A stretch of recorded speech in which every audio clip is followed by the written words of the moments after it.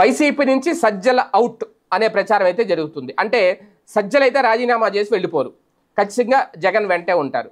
కానీ సజ్జల స్థానంలో మరొక వ్యక్తిని తీసుకురాబోతున్నారా? ఇప్పుడు స్టేట్ కోఆర్డినేటర్గా కొనసాగుతున్నారు. ఇంతకుముందు అధికారంలో ఉన్నప్పుడు ప్రభుత్వ సలహాదారుగా ఆయన కొనసాగారు, చీఫ్గా. సో ఇటువంటి నేపథ్యంలో ఇప్పుడు పార్టీ కార్యకలాపాలు గత కొద్ది రోజులుగా చాలా మందకోడిగా సాగుతున్నాయనేది, అలాగే సజ్జల మీద కూడా చాలా ఆరోపణలు వినిపిస్తున్న నేపథ్యంలో, విజయసాయిరెడ్డి లాంటి వాళ్ళు రాజీనామా చేసి వెళ్ళిపోయిన నేపథ్యంలో సజ్జల నాయకత్వాన్ని వాళ్ళు యాక్సెప్ట్ చేయలేకపోతున్నారు అనేది కూడా జగన్ దృష్టికి వచ్చిందట.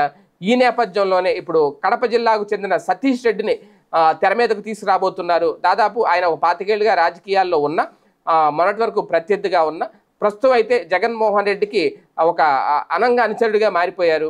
జగన్మోహన్ రెడ్డి మీద ఏగ కూడా వాళ్ళనివ్వట్లేదు సతీష్ రెడ్డి. ఇటువంటి నేపథ్యంలో సతీష్ రెడ్డికి ఇప్పుడు కీలక పదవి ఇవ్వబోతున్నారు అనే ప్రచారం అయితే జరుగుతోంది.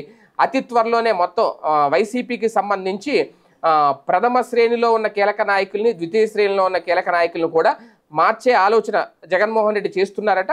పార్టీ భవిష్యత్తుకు సంబంధించి దిశ ఏర్పాటు చేసే దిశగా. ఎందుకంటే భవిష్యత్తులో ఆయన ప్రజల్లోకి వెళ్ళబోతున్నారు. ముందుగానే గ్రౌండ్ రియాలిటీ ఏంటి అనేది ఎక్కడికక్కడ తెలియాలంటే జిల్లాల వ్యాప్తంగా, మండలాల వ్యాప్తంగా కూడా మొత్తం నాయకుల్ని మార్చేసి నేరుగా ఆ మండలానికి సంబంధించిన నాయకుడు, గ్రామానికి సంబంధించిన నాయకుడు కూడా అవసరమైతే జగన్ మాట్లాడేలాగా ఒక వ్యవస్థను ఏర్పాటు చేస్తారట.